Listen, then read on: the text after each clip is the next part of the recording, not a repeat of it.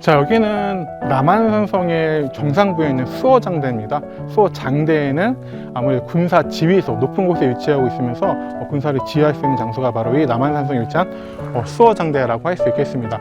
남한산성은 조선시대 산성으로 잘 알려져 있지만 통일신라 문무왕 때 쌓은 주장상의 터를 활용하여 쌓았습니다. 통일신라에서 더 깊이 들어가면 백제의 왕도가 있었다라는 견해도 있습니다. 그래서 백제 온조왕의 성토로 알려져 있는데요. 아무래도 이곳 남한산성의 전략적인 입지 조건과 수차례 백제의 왕도가 천도했다라는 기사 때문에 백제의 왕도 중에 하나였을 것이라는 생각을 갖게 되었던 것 같습니다.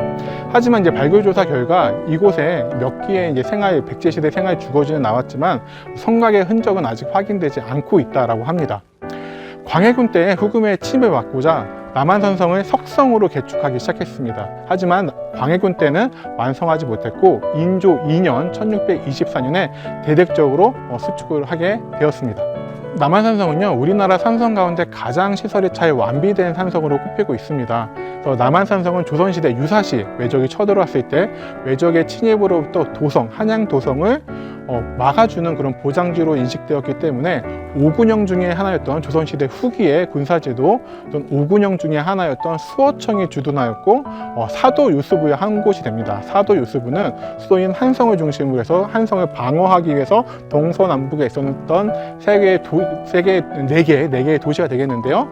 북쪽으로는 개성, 서쪽으로는 강화도, 그리고 동쪽으로는 바로 이곳 광주, 그리고 남쪽으로는 수원, 바로 네 곳이 사도 유수부가 되겠습니다. 그래서 우리가 조선시대의 지방지도 배울 때 부목, 군현 배웠죠. 그래서 부가 가장 높은 등급의 지방관이 다스리는 곳이었는데 이 부에서도 또 유수부, 그래서 거의 장관급에 해당되는 그러한 지방관이 다스렸던 곳이 바로 이 광주 유수부 이 지역이 되겠고요.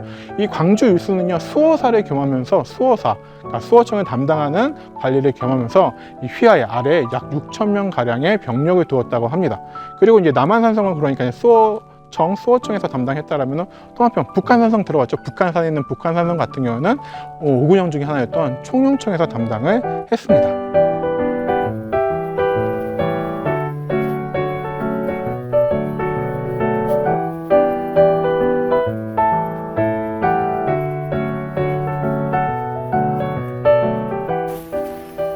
여기 보이는 문이 서문이에요. 서문 보이죠? 여기가 이제 남한산성의 서문인데 이 서문으로 인조가 병자호를 한 때 이제 항복하러 홍타이지에게 항복하러 나갔던 문이 바로 요 서문이라고 합니다. 산 깊은 곳에 있기 때문에요, 물자 해송에 이런 것들이 힘들고 문 입구도 보면 겨우 말 한 마리가 고개 숙이고 나갈 만한 좁은 문인데 이곳으로 굴욕적인 오랑캐라고 여겼던 여진족에게 항복을 하러 갔던 분이 바로 요 남한산성의 서문입니다. 1636년 12월 홍타이지, 청나라 태종 홍타이지가 10만 명의 청나라 군대 그리고 몽골인 중국인 혼성부대를 이끌고 이곳 우리나라를 쳐들어오게 됩니다. 자, 근데요, 정말 엄청나게 빠른 속도로 남하에 내려옵니다. 압록강을 건너온 지 닷새 만에 청의 군대가 서울까지, 한양까지 다다르게 됩니다. 자, 왕과 대신들은요, 급히 남한산성으로 피신을 했어요. 왜 그러냐면은 비빈과 왕자들, 소현세자는 강화도로 피신했는데 이전에 정묘란 때 강화도로 피신을 했었잖아요. 하지만 이미 이것들을 꿰뚫고 있었던 청나라 군대는 정말 다른 압록강에서 이 한양까지 내려오는 곳곳에 있는 성들을 그냥 지나치고 빨리 한성으로 진격하는 전술을 펼쳐가지고 인조는 길을 막혀가지고 강화도를 못 가게 됩니다. 그래서 길을 틀어서 남한산성으로 들어오게 되죠. 당시 남한산성에는 14,000명의 군인과 약 50일치의 식량이 준비되어 있었다고 합니다. 하지만 계속해서 이곳에 머무르면서 혹독한 겨울이었기 때문에 이 안에서는 많은 사람들이 죽어나가고요. 그런 가운데 화해를 해야 된다라는 요구들이, 그리고 백성들의 음성들이 하늘에 찌르게 되죠.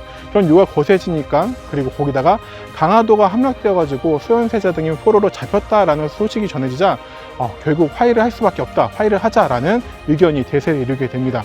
그래서 45일간의 농성 끝에 1637년 1월에 인조가 삼전도에 나가서 청나라 황제였던 홍타이지 앞에서 300우 고두라고 하는 의식을 행한 다음에 그에는 항복을 하게 됩니다. 그리고 이제 군신관계를 체결하게 되죠. 이 군신관계를 체결하는 것은요, 명나라 외교를 단절시키는 것 외에도 명나라 공격할 때 원병을 파견한다는 약속을 한다라는 측면이 있었기 때문에 이 이후에 동아시아의 국제정사는 청나라의 중심으로 재편되게 됩니다. 그리고 이제 명을 아직 병자호란 도중에 아직 명나라가 망하지 않은 상태입니다. 그렇기 때문에 명을 멸망시키지 못한 청의 입장에서는 후방에 명나라하고 매우 친한 조선을 정리함으로써 후방을 안정시키고 명나라를 정벌하는데 훨씬 더 집중할 수 있는 그러한 환경, 국제 정세를 만든 것도 큰 의미가 있다고 할 수 있겠습니다.